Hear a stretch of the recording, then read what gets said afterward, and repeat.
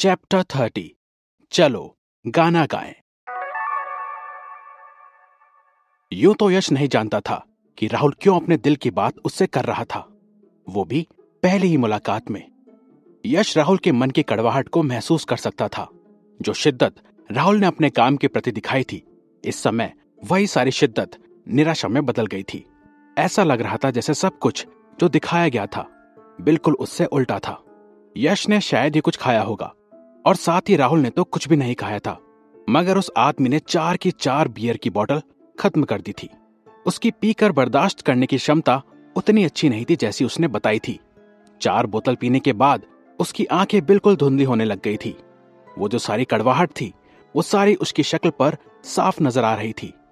वो यश तक पहुंचा और उसने उसे कहा, मेरी ग्रेजुएशन को 6 साल हो चुके हैं। 6 साल। लेकिन मेरा भाई और मैं आज तक बस संघर्ष ही कर रहे हैं। आज 6 साल हो चुके हैं और हमारा ये संघर्ष का समय खत्म नहीं हो रहा है। यश ने उसकी ओर देखा मगर कोई जवाब नहीं दे पाया।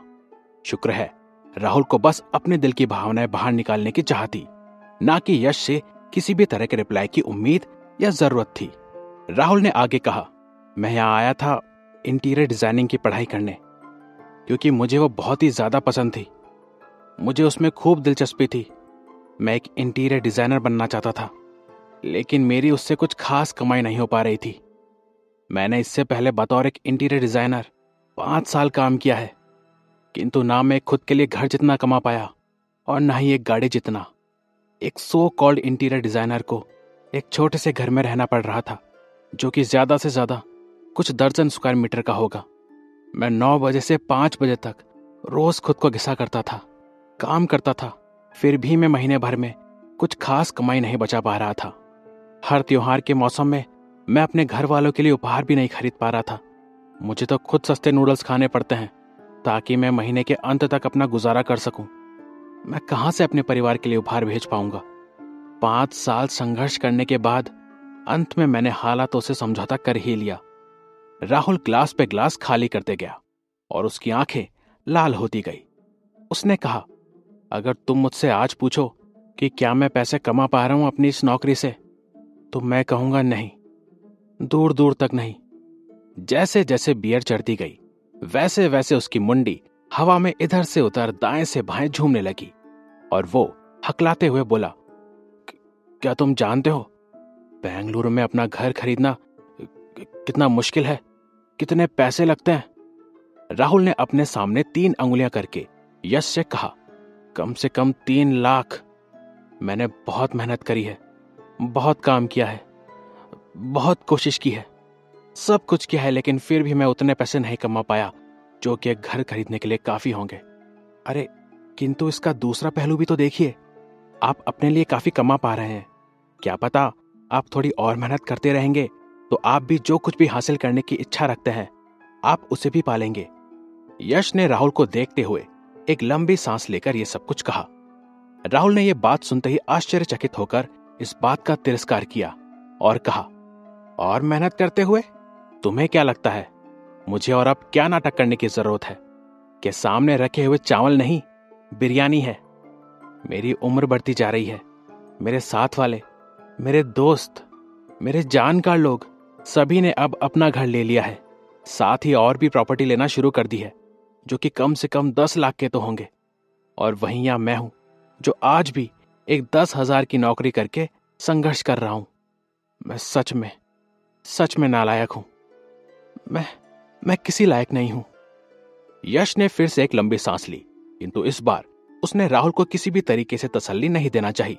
शायद आज राहुल के मन में भावनाओं का अलग ही उफान चल रहा था, इसलिए शायद वो बस अपने दिल की बात करना चाहता था, अपने अंदर की सारी भावनाओं को बाहर निकाल देना चाहता था। एक भारी आदमी होने के नाते, खास करके एक भारी पार्टी वाला आदमी जो कि आगे भी उनकी कंपनी के साथ काम करने की इच्छा रखता है, यश केवल इतना ही कर सकता था कि वो उस नशे की हालत में रहे आदमी को संभाले, जहां पर कि वो अपने मन की सारी भड़ास, सारी भावनाएं बाहर निकाल रहा था। ऐसा पहली बार हुआ था कि यश ने किसी के मन में इतनी कड़वाहट को देखा हो, जो कि ना जाने उसने कब से अपने अंदर दबा रखी थी। जल्द ही राहुल सामने वाली टेबल पर गिर गया यश ने उसे जगाने की बहुत कोशिश की, लेकिन उसे एहसास हुआ कि अब ये नहीं उठने वाला, क्योंकि इसे इतनी ज्यादा चढ़ी हुई है कि अब ये अपने होश भी नहीं संभाल सकता। अब मैं इस आदमी का क्या करूं? यश ने कहा। जब यश को यह एहसास हुआ कि वो आदमी खाने का बिल देने से पहले ही पस्त हो चुका है, वो सो गया था और अब उसे बिल को देखना पड़ेगा, तो उसे एक सिर दर्द सा महसूस हुआ। उसने अपनी घड़ी की ओर देखा कि 8:45 पहले ही हो चुके हैं। इसी वजह से उसने फैसला किया कि पहले राहुल को निपटाने का तरीका बाद में जान लिया जाएगा, किंतु उससे पहले उसे काउंटर पर जाकर बिल का निपटारा करना होगा। उसके बाद ही यश बहुत आश्चर्यचकित रह गया, क्योंकि जब वो काउंटर पर बिल के लिए गया तो उसे कैशियर ने बताया कि राहुल खाने के पैसे एडवांस में ही भर चुका है और साथ ही अपनी गर्लफ्रेंड का नंबर भी दे चुका है, जिससे कि यदि वो पस्त हो जाए तो उससे संपर्क किया जा सकता है।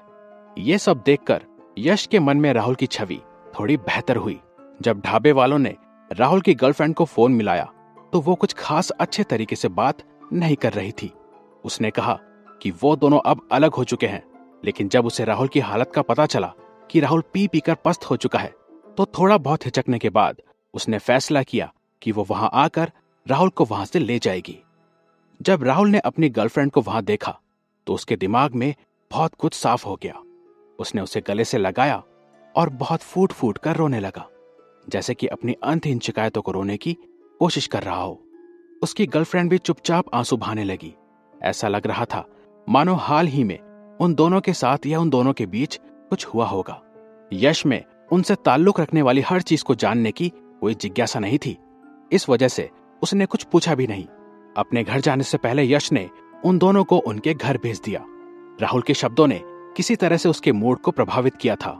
जब फुटपाथ पर टहलते टहलते यश घर जा रहा था, तब यश ने ना जाने कैसे कौन से रास्ते ले लिए थे कि पता नहीं क्या हुआ, और वो अपने कैंपस के पश्चिम द्वार पर जहां पहुंचा, वहां गेट के सामने उसने एक बस को खड़े देखा और वहां पर एक लड़का अपना गिटार बजा रहा था और धीरे धीरे कोमलता से गाने गा रहा था।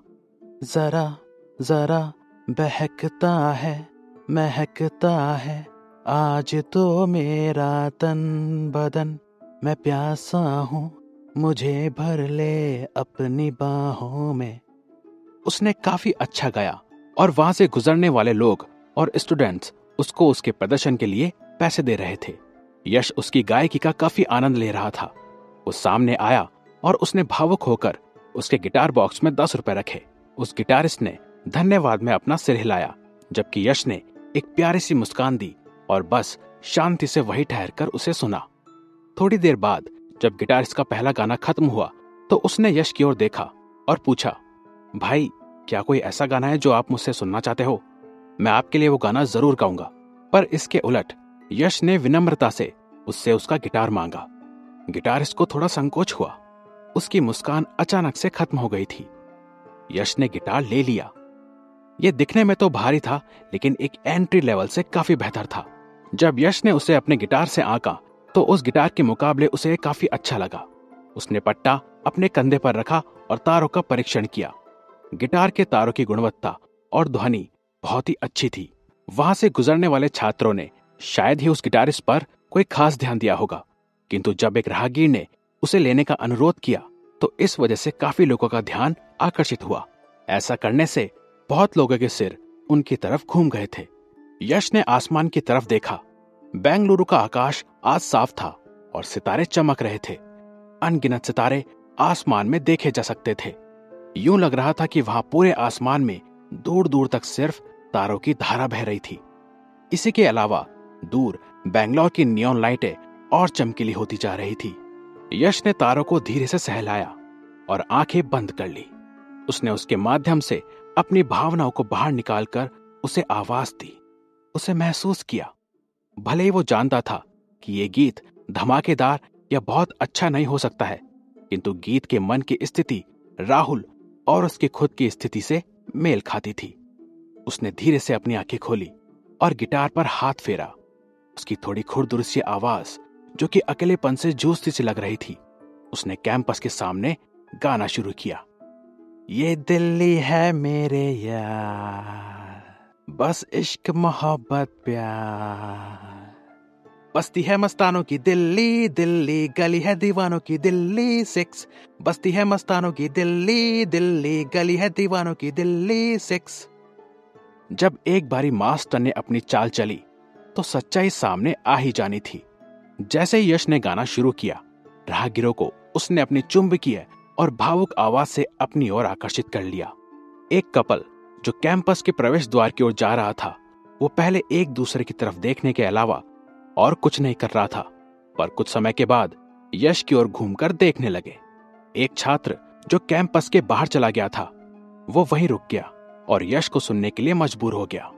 यहां तक कि यश की गायकी से वो गिटारिस्ट भी अचंभित रह गया और खौफ में पड़ गया। उसकी गायकी सुनकर उसका मुंह खुला का खुला रह गया।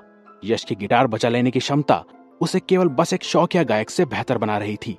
यश बस बहुत ही ज्यादा शर्मिला था, वरना तो वो कब का एक प्रोफेशनल गायक बन चुका था।